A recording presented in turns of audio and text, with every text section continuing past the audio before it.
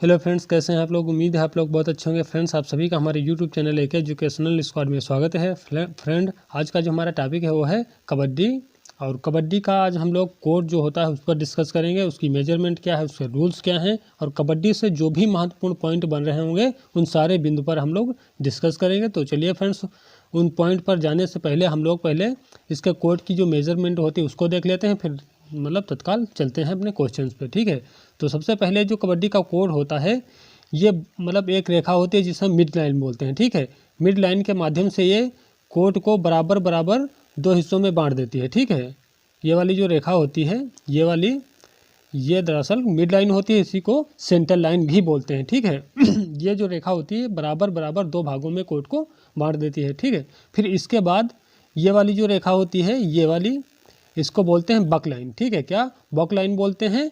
और इसके बाद जो होती है ये होती है बोनस लाइन। ठीक है, ये क्या होती है, बोनस लाइन होती है। और इसके बाद ये जो रेखा होती है यहाँ पे ये होती है इंड लाइन। ठीक है, क्या इंड लाइन या फिर लास्ट लाइन भी इसको बोलते हैं। ठीक है, अब सबसे पहली बात यही है, क्वेश्चन बन जाता है यहाँ से कि मिड लाइन या सेंटर लाइन से जो बक लाइन होती है उसकी दूरी कितनी होती है। तो इसकी दूरी होती है 3.75 मीटर। ठीक है, फिर इसके बाद क्वेश्चन जो बनता है कि बक लाइन से बोनस लाइन के बीच की दूरी कितनी होती है। तो ये होती है 1 मीटर। और फिर बोनस लाइन से इंड लाइन की जो बीच की दूरी होती है वो 1.75 मीटर होती है। ठीक है, इतना ध्यान रखिए। अब मैं आपको बता देता हूँ, ये जो क्षेत्र होता है यहाँ पे ये वाला, ठीक है, ये वाला जो क्षेत्र होता है इसको क्या बोलते हैं, इसको लॉबी बोलते हैं। ठीक है, क्या लॉबी बोलते हैं। और इसकी जो चौड़ाई होती है ये 1 मीटर होती है। ठीक है, अब सबसे पहले हम बात कर लेते हैं ये वाली जो रेखा होती है। ठीक है, ये रेखा, इसका क्या महत्व होता है। देखो, दोनों तरफ यानी कोर्ट के जो मिड लाइन होती है इसके तरफ एक टीम होगी, दूसरी तरफ दूसरी टीम होगी। ठीक है, दोनों टीमों में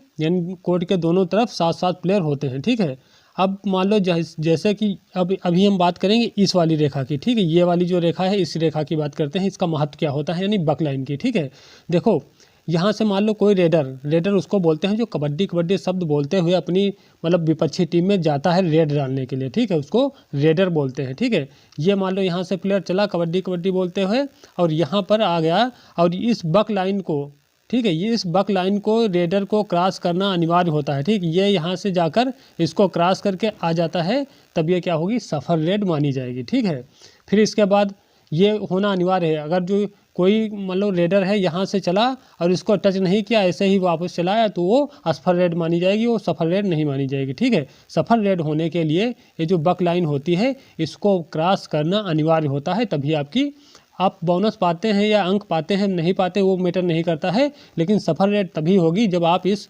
ये जो बक लाइन होती है इसको क्रॉस करेंगे, तब आपकी सफल मानी जाएगी रेड। ठीक है, फिर इसके बाद फिर होती है बोनस लाइन। ठीक है, इसका महत्व ये होता है, बोनस लाइन को कोई भी रेडर, मान लो जैसे ये यहाँ से रेड करते हुए आया और ये मान लो यहाँ पर टच करके वापस हो गया। ठीक है, अब उसको एक बोनस मिल जाएगा, एक अंक, 1 पॉइंट पा जाएगा। लेकिन पाएगा तभी, बोनस तभी ऑन होगा जब मान लो विपक्षी टीम में जहाँ पर वो रेड करने गया है उसमें कम से कम 6 प्लेयर होने चाहिए, 6 या 7 प्लेयर होने चाहिए। कम से कम 6 प्लेयर, अधिकतम 7 ही होंगे। ठीक है, तो कम से कम 6 प्लेयर होने अनिवार्य हैं, तभी आपने इस बोनस की जो एरिया होती है इसको टच करेंगे, तब आपको 1 पॉइंट मिल जाएगा। ठीक है, और उसमें भी एक कंडीशन है, जब आप टच कर रहे होंगे, ठीक है, जब आप बोनस लाइन की एरिया जो होती है उसको टच कर रहे होंगे, तो एक जो पैर होगा आपका इस एरिया में होगा और दूसरा पैर जो होगा वो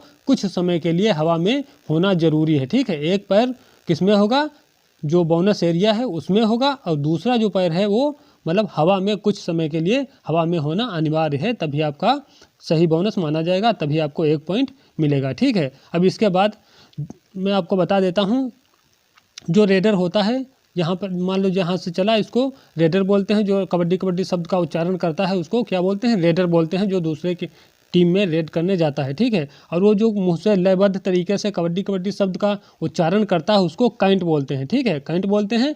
और ये जो कबड्डी बोलने का समय जो होता है, किसी रेडर का रेड डालने का जो समय होता है वो 30 सेकंड का होता है। ठीक है, 30 सेकंड के अंदर ही उसे अपने पाले में वापस चला जाना होता है। ठीक है,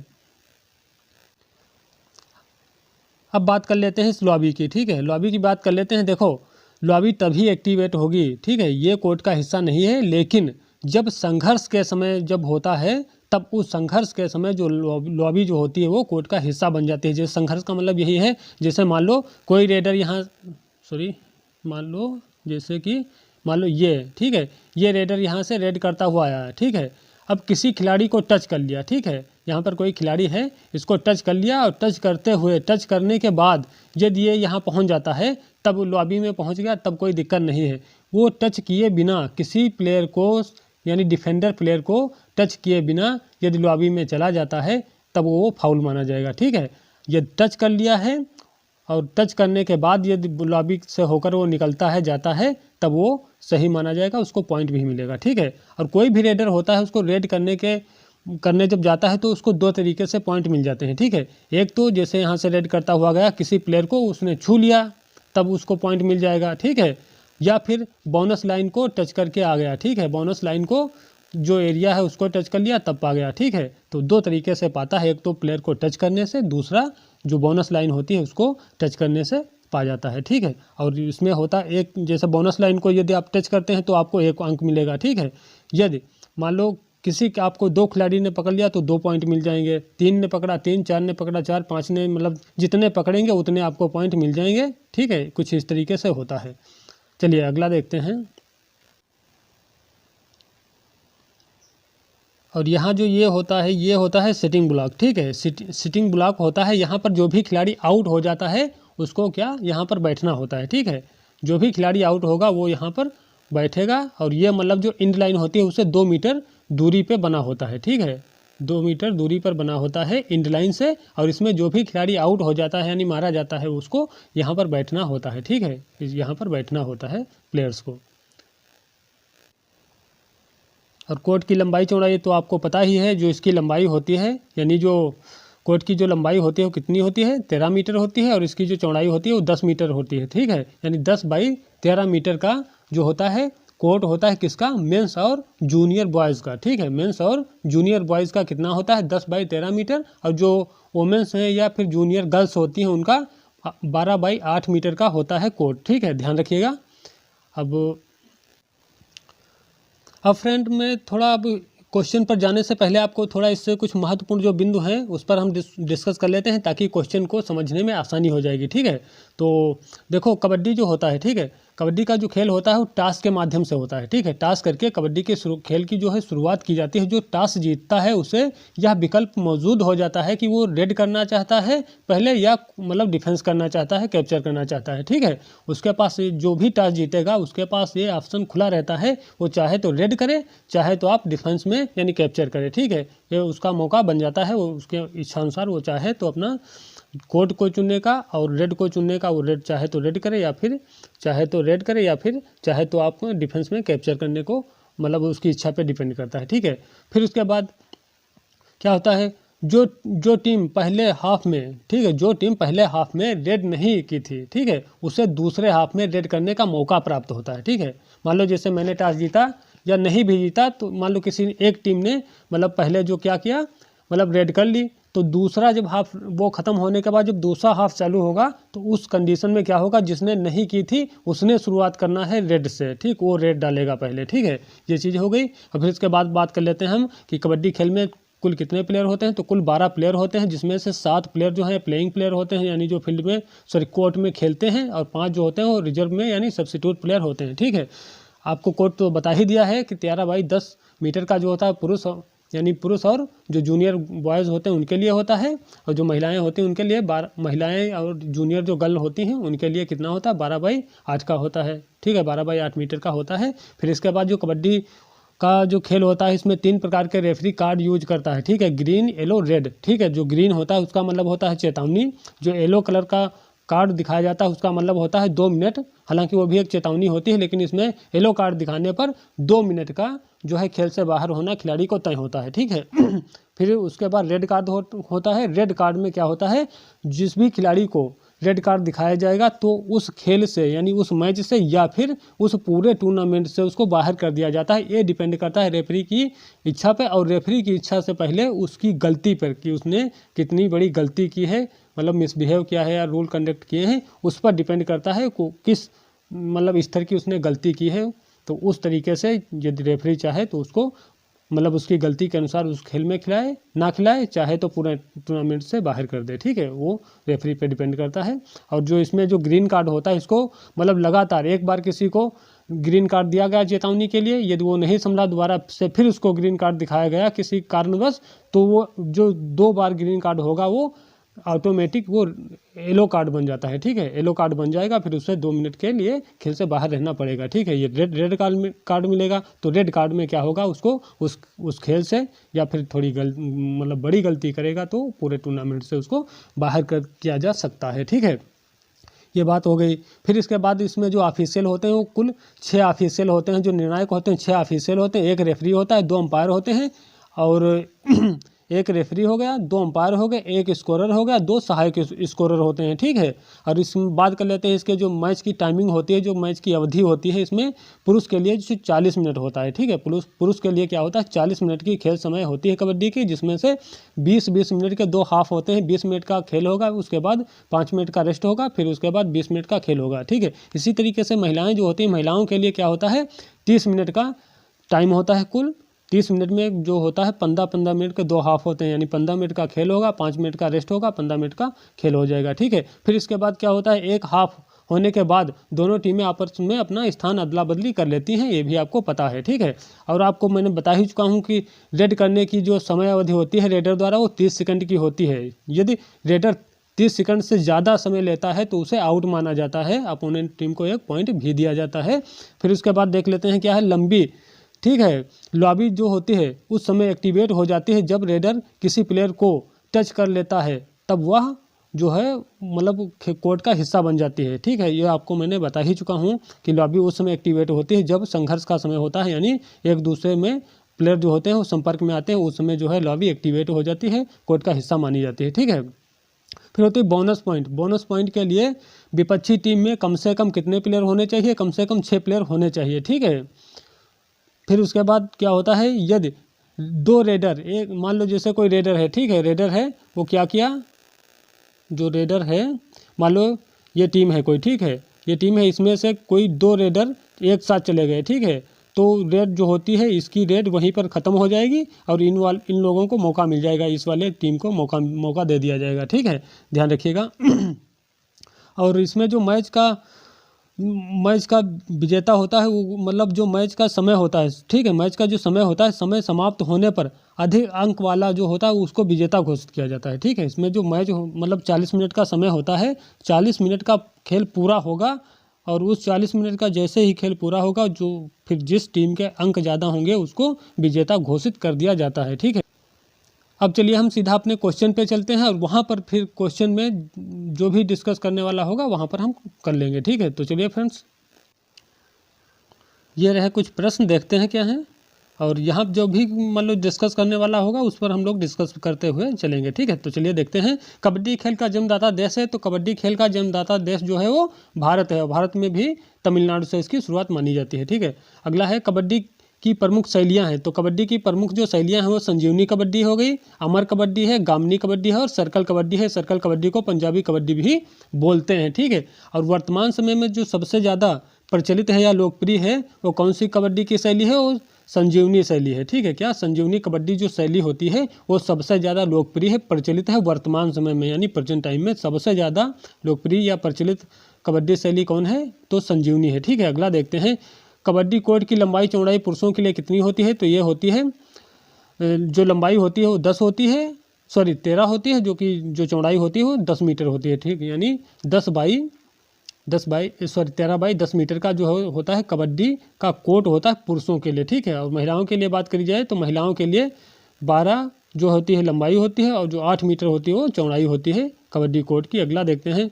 कबड्डी कोर्ट में लॉबी की चौड़ाई कितनी होती है, तो 1 मीटर की होती है। कबड्डी कोर्ट में वह कौन सी रेखा होती है जो कोर्ट को बराबर 2 भागों में बांटती है, तो ये मिड लाइन होती है। ठीक है, मिड लाइन बोलते हैं इसको, या फिर सेंटर लाइन भी बोलते हैं। ठीक है, अगला देखते हैं। मिड लाइन से बक लाइन के बीच की दूरी कितनी होती है, तो ये 3.75 मीटर होती है।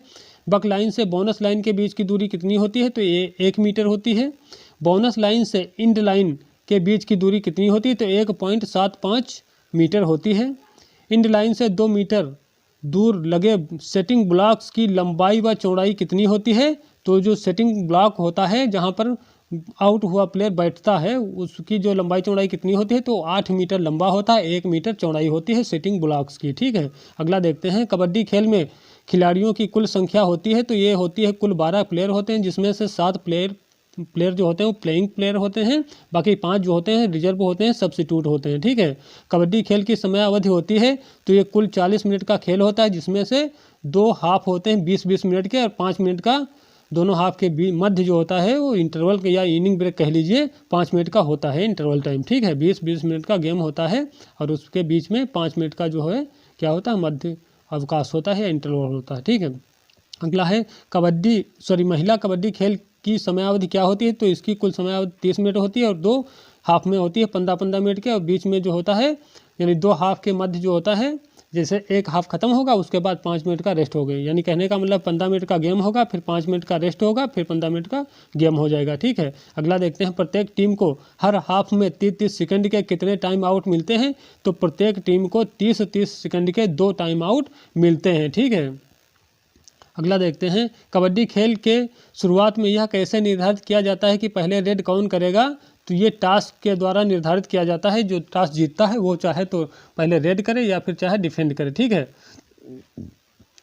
अगला देखते हैं कबड्डी खेल में लोना की कुल रिपीट कर देता हूँ, कबड्डी खेल में लोना के कुल कितने अंक दिए जाते हैं। तो कबड्डी खेल में लोना के 2 अंक दिए जाते हैं। ठीक है, और लोना के कब अंक मिलेंगे, जैसे मान लो कोई ए टीम है, ठीक है, कोई बी टीम है, ठीक है, कोई ए टीम है कोई बी टीम है, ये वाली टीम ने, ठीक है, ये वाली टीम ने बी वाली टीम के जितने भी प्लेयर थे इनको क्या किया, इनको सबको बाहर कर दिया। सारे जो 7 प्लेयर थे 7 प्लेयरों को आउट कर दिया, बाहर कर दिया। उस कंडीशन में बी वाले के पास कोई रिवाइव करने वाला नहीं बचेगा। ठीक है, जब ए वाली टीम ने बी वाली टीम के जितने भी प्लेयर थे 7 के 7 प्लेयरों को बाहर कर दिया, तो उस कंडीशन में जो टीम आउट करती है, ठीक है, ये वाली टीम को क्या मिलेगा, लोना के 2 अंक मिलेंगे। ठीक है, टीम ऑल आउट होने पर क्या विपक्षी टीम को क्या मिलता है, मान लो ए वाली टीम इसने बाहर किया है बी वाली टीम को, तो ए वाली टीम को 2 अंक मिल जाएंगे अतिरिक्त। ठीक है, जितने प्लेयर आउट हुए हैं उतने तो उनको अंक मिलेंगे ही, लेकिन उसके अलावा भी ऑल आउट होने पर क्या होता है, लोना के 2 अंक दिए जाते हैं। ठीक है, ध्यान रखिएगा। कबड्डी खेल में कितने प्रकार के कार्ड रेफरी द्वारा दिखाए जाते हैं। तो इसमें 3 प्रकार के कार्ड दिखाए जाते हैं, ग्रीन, येलो, रेड।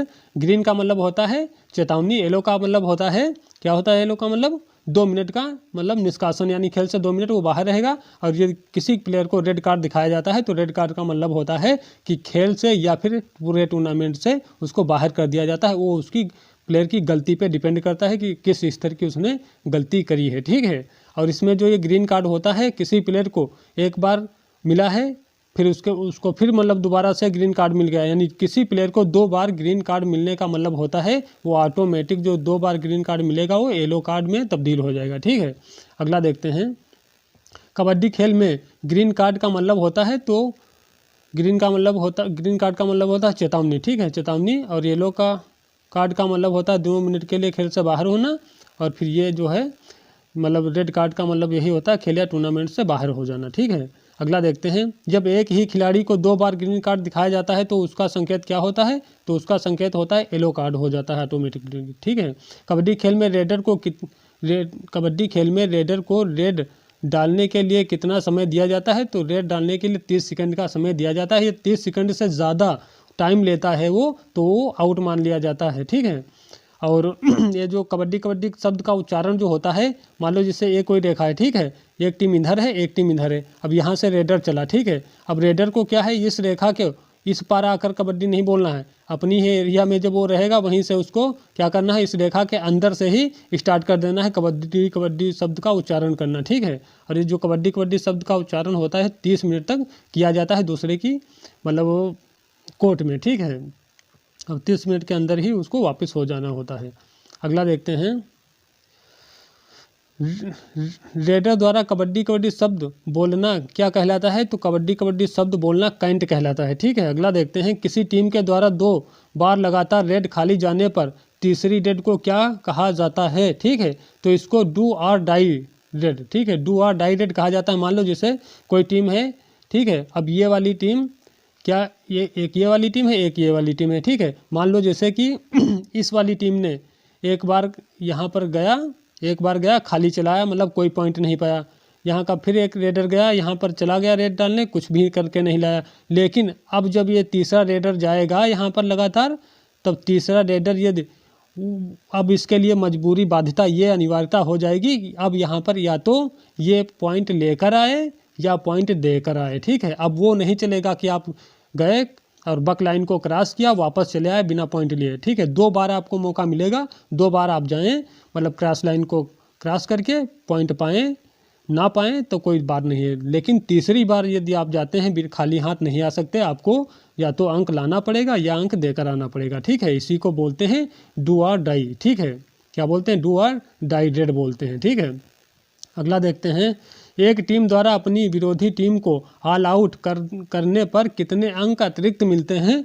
तो मान लो कोई टीम है, ए टीम है और एक दूसरी बी टीम है। ए टीम ने जो है बी टीम को पूरी तरह से ऑल आउट कर दिया, ठीक है, ख़त्म कर दिया। एक भी इनके पास प्लेयर नहीं बचा, सारे प्लेयर जो हैं बाहर हो गए। तो ऐसी कंडीशन में ए वाली टीम जो होगी, ये जितने प्लेयर को आउट किया है उसका तो अंक मिलेगा ही, लेकिन प्लस 2 अंक जो है ऑल आउट के लोना, जिसे हम बोलते हैं लोना के, मिल जाएंगे, ठीक है। फिर इसके बाद जब किसी टीम का रेडर एक ही रेड में 3 या 3 से अधिक अंक अर्जित कर लेता है तो उसे क्या बोलते हैं, ठीक है। सॉरी तो उसे सुपर रेड बोलते हैं, ठीक है। क्या? जैसे मान लो कोई रेडर है, ठीक है, रेडर रेड डालने गया, ठीक है, रेड डालने गया। अब वो रेड डालते समय, ठीक है, उसको मतलब 3 अंक मिल गए, ठीक है। 3 अंक मान लो जैसे कि उसने 3 प्लेयर को छू लिया या 3 से अधिक प्लेयर को छू लिया, तब 3 या 3 से अधिक प्लेयर को टच करके आ गया, उसको 3 या 3 से अधिक अंक मिल गए। तो ऐसी कंडीशन में क्या होता है? ऐसी कंडीशन में उसको सुपर रेड बोलते हैं, ठीक है। क्या बोलते हैं? 3 अंक या 3 से अधिक अंक किसी रेडर द्वारा प्राप्त करने को, अर्जित करने को क्या बोलते हैं? सुपर रेड बोलते हैं। और ये अंक जो होते हैं ये मतलब 2 प्रकार से मिल सकते हैं। जैसे मान लो जैसे किसी प्लेयर को 2-3 प्लेयर को टच कर दिया, ठीक है, और बोनस लाइन को भी मतलब आप टच कराए, ठीक है, तो मतलब दोनों तरीके से भी हो सकता है, ठीक है। बोनस लाइन वाला भी इसमें जुड़ जाएगा। मान लो जैसे 2 प्लेयर को टच किया और एक जो है वो क्या किया, बोनस को टच कर दिया, ठीक है, 3 अंक हो गए, ठीक है। या फिर 3 से मान लो 3 प्लेयर को टच कर दिया और प्लस एक बोनस को क्रॉस कर दिया, ठीक है, बोनस लाइन है उसको क्रॉस कर दिया, तो एक बोनस वाला मिल गया। बाकी 3 प्लेयर को टच किया तो 3 या 4 हो गए, ठीक है। तो ये क्या होगा? ये सुपर, यानी 3 या 3 अंक से ज़्यादा अंक अर्जित करने पर क्या बोलते हैं? सुपर रेड बोलते हैं उसको, ठीक है। ध्यान रखिएगा, रेडर द्वारा। अगला देखते हैं, फिर एक शब्द आता है सुपर टैकल, ठीक है। सुपर टैकल किसे कहते हैं? जब डिफेंडर टीम में 3 या 3 से कम खिलाड़ी हों, ठीक है, यानी जो डिफेंड कर रही होती है टीम, उस टीम में मान लो जैसे कि ये वाली एक टीम है, ये है डिफेंडर, इसमें कितने प्लेयर हैं? इसमें 3 या 3 से कम है। मान लो जैसे कि 2 प्लेयर हैं या फिर 3 ही प्लेयर मान लेते हैं, ठीक है। अब यहाँ से कोई रेड करते हुए गया, ठीक है, रेड करते हुए गया।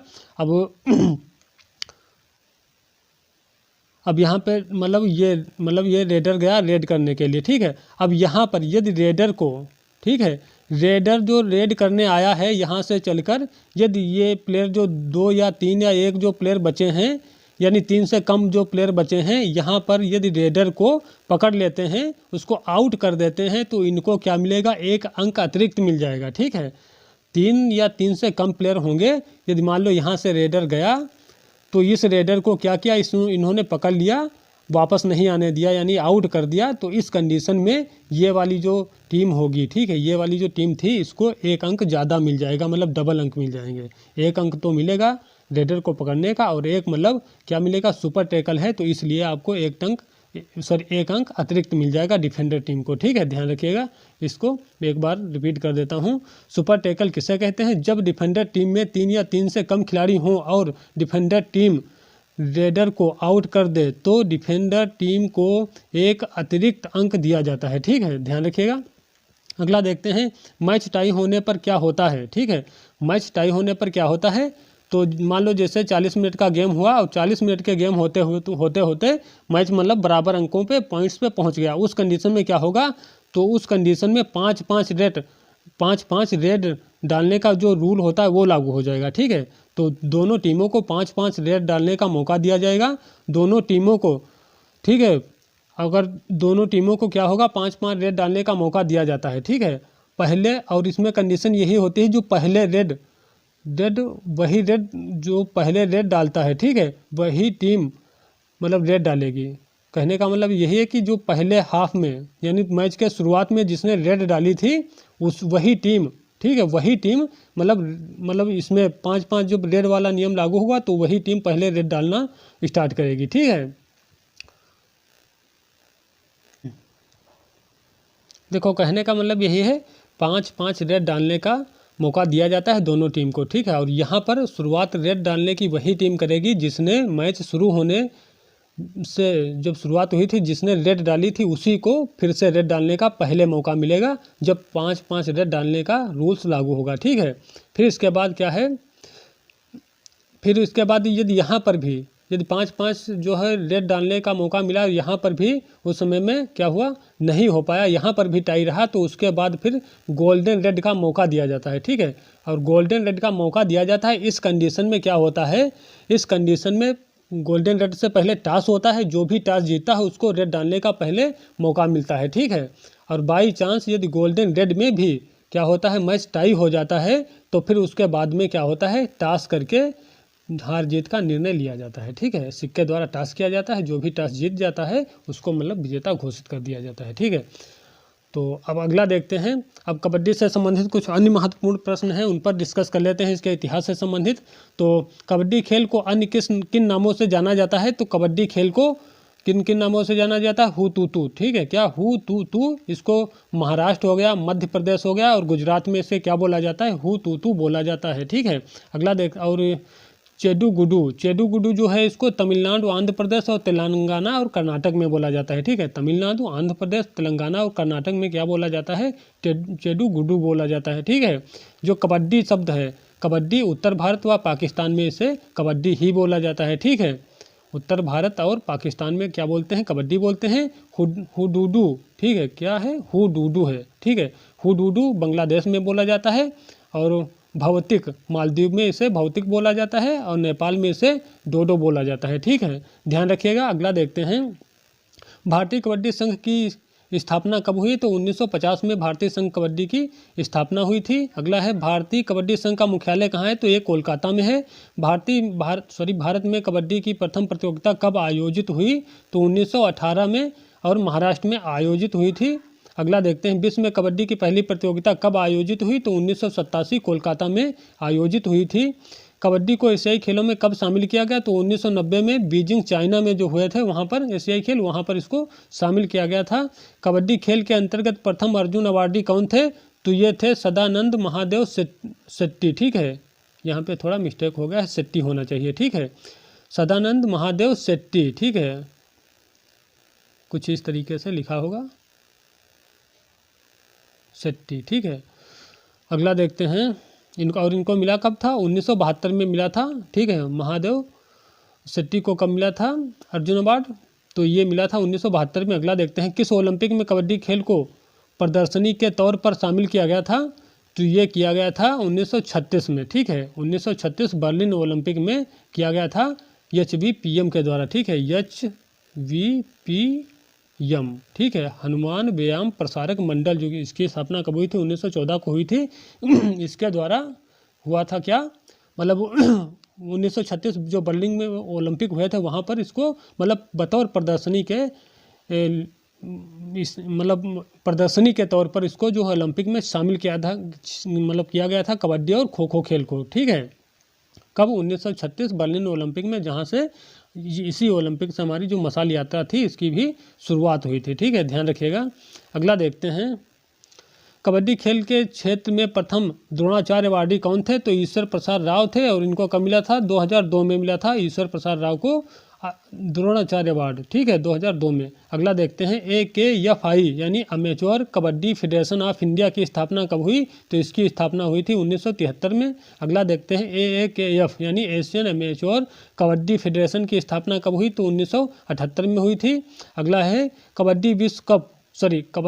विश्व कबड्डी संघ यानी इंटरनेशनल कबड्डी फेडरेशन की स्थापना कब हुई, 2004 में मुंबई में इसकी स्थापना हुई थी।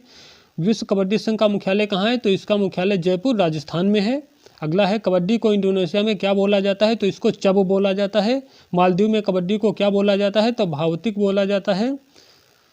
अगला है वर्तमान समय में सबसे ज़्यादा कबड्डी की कौन सी शैली प्रचलित है? तो ये संजीवनी कबड्डी की शैली प्रचलित है। प्रो कबड्डी लीग की शुरुआत कब से हुई है? तो इसकी शुरुआत हुई थी, यानी प्रो कबड्डी लीग की शुरुआत हुई 26 जुलाई 2014 से।